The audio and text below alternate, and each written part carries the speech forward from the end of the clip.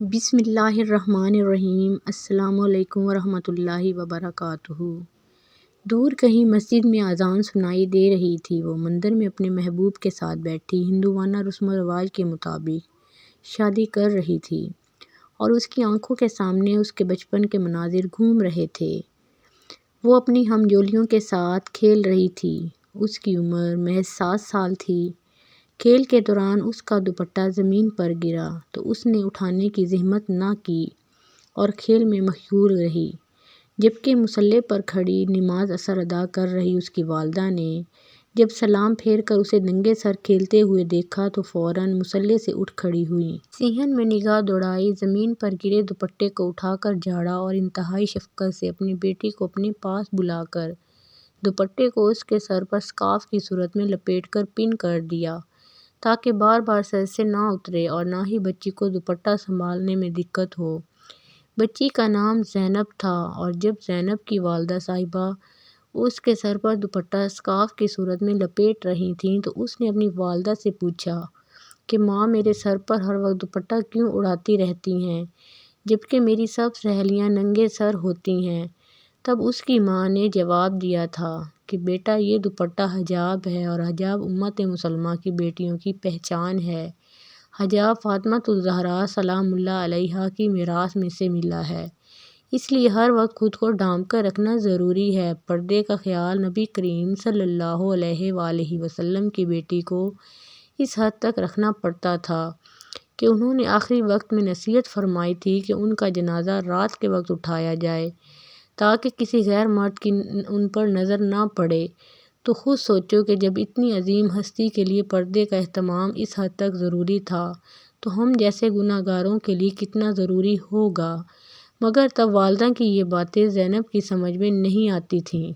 البتہ نہ جانے کیسے آج اسے ان سب باتوں کی سمجھ آ رہی تھی کہ جب وہ انتہائی قدم اٹھا چکی تھی۔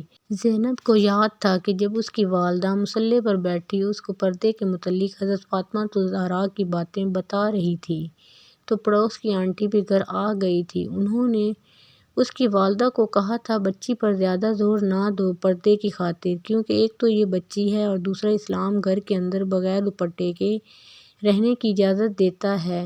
پڑوس والی آنٹی کی بات سن کر اس کی والدہ مسکرائی تھیں اور بولی تھیں، میری بیٹی کو یہ سمجھانے والی کہ پردہ فاطمہ رضی اللہ تعالیٰ عنہا کی میراث صرف میں ہوں، اور یہ سمجھانے کے لیے اسلام پردے کے لیے کتنی رعایت دیتا ہے۔ ساری دنیا ہے اور مجھے بیٹی کو اتنی نصیحت کرنی ہے کہ ساری دنیا کے مقابل میری نصیحت بھاری پڑ جائے۔ اس کے لیے ضروری ہے کہ میں آج سے ہی اپنی بیٹی کے دل میں پردے کی محبت ڈال دوں تاکہ کل کو اسے پتہ ہو موت برحق ہے، مگر بے پردہ رہنا خدا کی حکم عدولی ہے، لہذا حجاب کی خاطر جان بھی دینا پڑے تو دے دینی چاہیے، مگر حکم خداوندی پر سمجھوتہ نہیں کرنا۔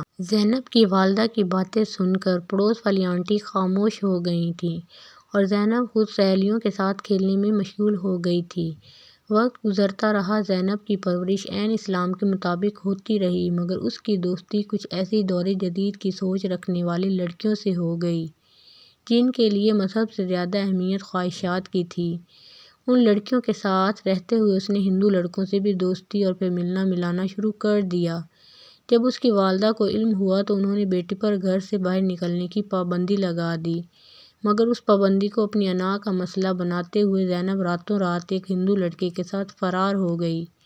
صبح جب اس کی ماں کو اس کی حرکت کا پتہ چلا تو وہ صدمے سے چل بسی، اور زینب آج جب مندر میں بیٹھی ہندو لڑکے سے شادی کر رہی تھی تو اسے دور کہیں سے مسجد میں ظہر کی اذان سنائی دی۔ اللہ اکبر کی اس صدا نے اس کے دل و دماغ کے دروازے کھول دیے۔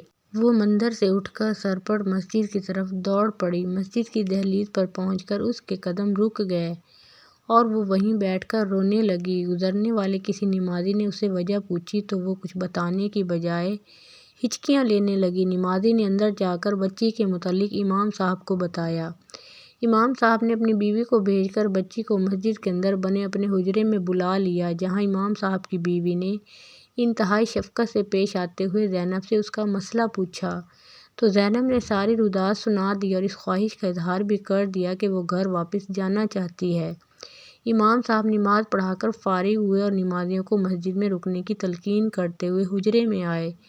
بیوی سے لڑکی کے متعلق ساری معلومات لیں اور سن کر نمازیوں کو بتائیں، اور پھر ایک بزرگ نمازی جن کی بیٹی زینب کے محلے میں بیاہی ہوئی تھی، ان کے ہمراہ زینب کو اس کے گھر روانہ کر دیا۔